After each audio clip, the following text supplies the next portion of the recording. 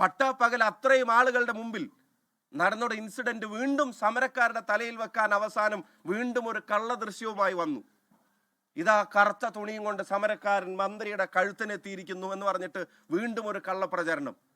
അതും ഒന്നും കൂടെ വിശദീകരിച്ച് നോക്കിയപ്പോൾ അത് മന്ത്രിയുടെ ഗൺമാൻ, കറുപ്പ് ഷർട്ടും തോളിലെ ബാഗിന്റെ വള്ളിയും ഉൾപ്പെടെയുള്ള മന്ത്രിയുടെ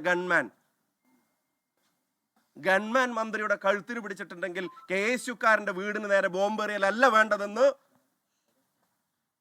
CPMന്റെ പാർട്ടി സെക്രട്ടറി അണികളോട് പറയണം.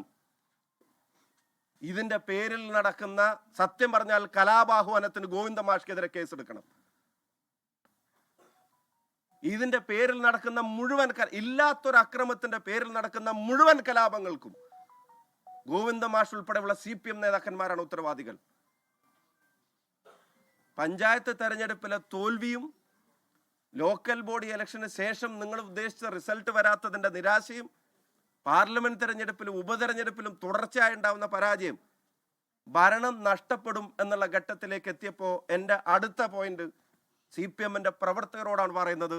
നിങ്ങൾക്ക് പോലും നിങ്ങളുടെ പാർട്ടിയോട് തോന്നിയ മടുപ്പിനെ, അതിനെ മറച്ചു പിടിക്കാൻ ഇല്ലാ കഥകളിറക്കി നിങ്ങളെ തെരുവിലിറക്കി അക്രമങ്ങൾക്ക് പ്രോത്സാഹിപ്പിക്കുന്ന,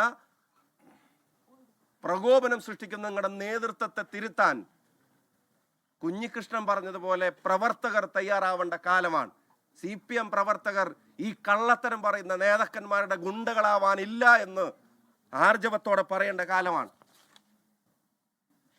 ഞാൻ നേരത്തെ ചോദിച്ച ചോദ്യം CPM സെക്രട്ടറിയോട് ചോദിക്കുന്നു. ഒരു കരിങ്കൊടി കാണിച്ചതിനാണെങ്കിൽ ഒരു ചെറുപ്പക്കാരന് നിങ്ങൾ അഡ്വാൻസ് ആദരാഞ്ജലികൾ നേരുന്നതെങ്കിൽ, 2 മുദ്രാവാക്യം വിളിച്ചതിന്റെ പേരിലാണ്, ഒരു കറുത്ത തുണിയുമായി 2 മുദ്രാവാക്യം വിളിച്ചതിന്റെ പേരിലാണ്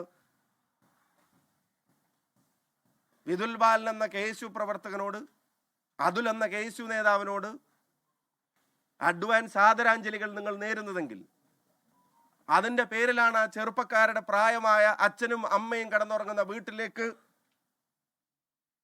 ബോംബെറിഞ്ഞ് അപായപ്പെടുത്താൻ ശ്രമിക്കുന്നെങ്കിൽ, കേരളത്തിന്റെ മുഖ്യമന്ത്രിയായിരുന്ന ഒരു മനുഷ്യന്റെ നെഞ്ചിലും നെറ്റിയിലും കല്ലെറിഞ്ഞിട്ട് കേരളത്തിലെ ഏതെങ്കിലും CPM പ്രവർത്തകരുടെ വീട്ടിൽ ആരെങ്കിലും ബോംബെറിഞ്ഞോ?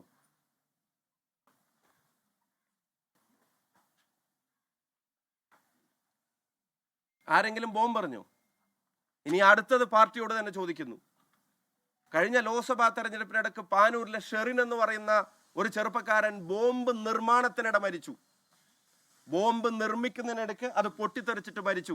പാർട്ടിക്ക് ഒരു പങ്കുമില്ല എന്ന് അന്ന് പ്രസംഗിച്ചവർ, സ്ഥാനാർത്ഥിയുടെ കൂടെയുള്ള ഫോട്ടോ ചൂണ്ടിക്കാണിച്ചിട്ട് ഞങ്ങൾ ആരും ബന്ധം ആരോപിച്ചിട്ടില്ല, പക്ഷേ ആരൊക്കെയാണ് ഫോട്ടോ എടുക്കുന്ന അറിയില്ല, അത് പാർട്ടിയായിട്ട് ഒരു ബന്ധമില്ലാത്ത ആള് എന്ന് അന്ന് പ്രസംഗിച്ച ആളുകൾ ഈ ഗോവിന്ദമാഷ് പാർട്ടി സെക്രട്ടറി ആയിരിക്കുമ്പോൾ പാർട്ടിയുമായിട്ട് ഒരു ബന്ധവുമില്ലാതെ ബോംബ് നിർമ്മിക്കുന്നതിനിടെ പൊട്ടിത്തെറിച്ച ആ ഷെറിന്റെ അനുസ്മരണം കഴിഞ്ഞ ദിവസം CPMന്റെ അവിടുത്തെ പ്രാദേശിക ഘടകം നേരിട്ട് നടത്തിയില്ലേ? എങ്ങനെ പിന്നെ പാർട്ടിയുമായിട്ടൊരു ബന്ധം വന്നത്? നിങ്ങൾക്ക് ഏതെങ്കിലും UDF പ്രവർത്തകരോട് പക തോന്നുമ്പോൾ ആവശ്യത്തിന് എടുത്തുപയോഗിക്കാൻ എവിടെയാണ് ഈ ബോംബിന്റെ നിർമ്മാണം നടക്കുന്നത്? എവിടെയാണ് ഇത് സ്റ്റോക്ക് ചെയ്യുന്നത്? എന്താണ് കേരളത്തിലെ പോലീസ് സംവിധാനത്തിന് അത് കണ്ടെത്താൻ കഴിയാതെ പോകുന്നത്? എന്താണ് നടപടികൾ എടുക്കാത്തത്? ബോംബ് പൊട്ടി ഒരാൾ മരിച്ചിട്ട് പോലും എന്താ നടപടി എടുക്കാത്തത്?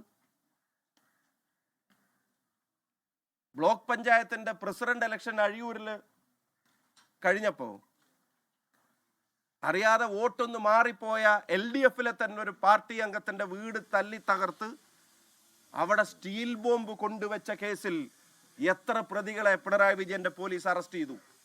ലോകത്തെവിടെയായാലും ഏത് സമയത്തും 24 വാർത്തകളും ഓഗ്മെന്റഡ് റിയാലിറ്റി പാക്കേജുകളും എക്സ്പ്ലെയിനറുകളും വിശദമായി കാണാൻ ഞങ്ങളുടെ YouTube ചാനൽ നിങ്ങൾക്ക് സബ്സ്ക്രൈബ് ചെയ്യാം.